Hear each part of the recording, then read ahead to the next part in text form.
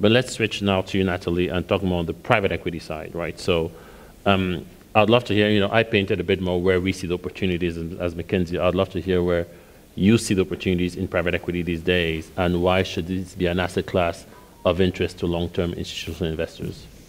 Great, thank you, Acha, and thank you to AR for having us here today. It's not often that I share a platform with public equities. It's normally private equity on your own, and it's a pity, because I think there's a hugely symbiotic relationship between us, given that the public markets offers us an opportunity to exit, and also private equity bringing businesses to these exchanges is often welcomed by the exchanges. So it's great to be able to share the platform with my colleagues. So firstly, the question is, how does access the investment opportunity on the continent? I mean, really, there's three ways in which we go about. There's three ways or three product strategies that we employ through two very distinctive themes that we invest behind. So firstly, we have an energy product. So our energy team is dedicated specifically to investing in the electrification of the continent, but also broadly in other markets as well. And I mean, we've already heard this, the gap in infrastructure and energy being one of them. And the majority of our investments is in the renewable space. So we have supported some of the solar and wind platforms here in South Africa, and we also look to invest in distribution businesses that are often run by governments. We then invest in those businesses and then help to turn them around and make them more efficient. The second product that we invest behind is real estate. So we have a team that invests in sub-Saharan developmental real estate. Acha made the point around urbanization. It's a big theme for us in Africa. There's a lot of people coming out of the rural areas into the urban areas, and obviously as people move into the cities, there's a need for real estate, whether it be housing, offices, malls. Another theme that we're investing behind is people moving out of open air markets, which is common in a lot of our markets, and into modern malls. And then thirdly is the private equity space, general private equity, which is the business that I look after. And here we're really looking to support businesses that are looking to grow, either through regional growing within their country or growing regionally. We support them with acquisitive financing, or just to help them institutionalize, and that's an important part of what we do.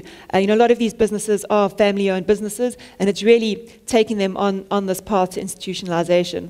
And within the private equity business, we look for what we call kind of red threads that run through our markets, and these are common. These are sectors that have got a secular growth trend behind it. It's people looking to access better education or healthcare facilities. Often within our markets, the public sector facilities in education and healthcare are either overcrowded or not of a decent quality, and this is where the private sector can often step in to provide high quality but affordable healthcare or education facilities. And then specifically within, on all of these themes, whether it be energy, real estate, or private equity, is supported by two themes that we see running across the continent. The one being the infrastructure gap, which I think everyone has spoken about at length, so I won't spend more time on that. And the other one is just this rising rising consuming class. Africa is a young continent, and as our generation grows up, they enter the workforce, and as they enter the workforce, they often have more disposable income, and are looking to access goods and services that they might not necessarily have accessed before. So I mean, just specifically in private equity, people often say, well, how do you then go about investing in these businesses? I'd say there are probably two main access points, or how we put capital into these businesses. And the first one is, as I mentioned, this theme around institutionalizing businesses. They're often family-run businesses. They're founder-managed. The founder has often had the means to send their children abroad to study in the States or the UK. The children are not really necessarily interested in coming back home to run the factory in Egypt or Nigeria or wherever. And then there's a gap, there's a succession gap. And that's often where we then come in, help working with the management team, putting in proper institutionalized management, bringing the proper governance procedures in place, bringing world-class health and safety standards into it, and then taking them on the journey to an exit, which could be to a strategic buyer, often coming in from the developed world, looking to access growth on the continent, or even to the public markets, which again, then the quality of that business and the institutionalization of it is very important when you're looking to take it onto the public markets.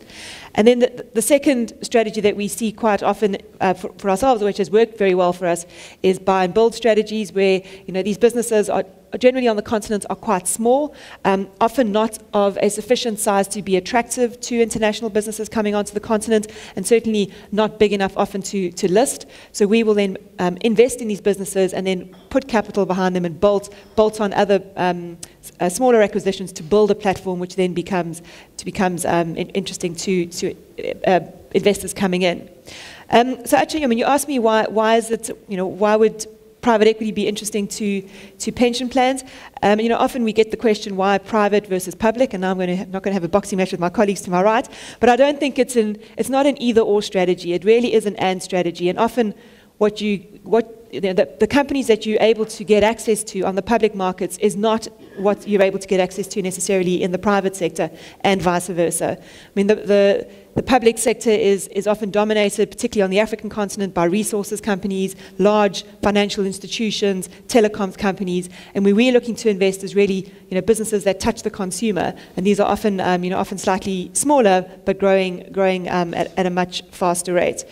And we're also able to take a longer-term view. Obviously, the public markets, you're having to report on a quarterly or 6-monthly basis, and we're able to, invest in these businesses, and you'll often see a reduction in profitability, 12 months after we invest, because we're actively putting money into these businesses and institutionalizing them and investing in the platform. And obviously, if you're doing that in the public sector, you'll get a lot of scrutiny around that, and a lot of analysts saying, whoa, why is your profitability going backwards? So it's not an either or. I think it's for a pension plan looking to access opportunities on the continent, you're going to be able to find a complementary set of opportunities both in the public and the private sector, and also be able to diversify your investment strategy. Perfect.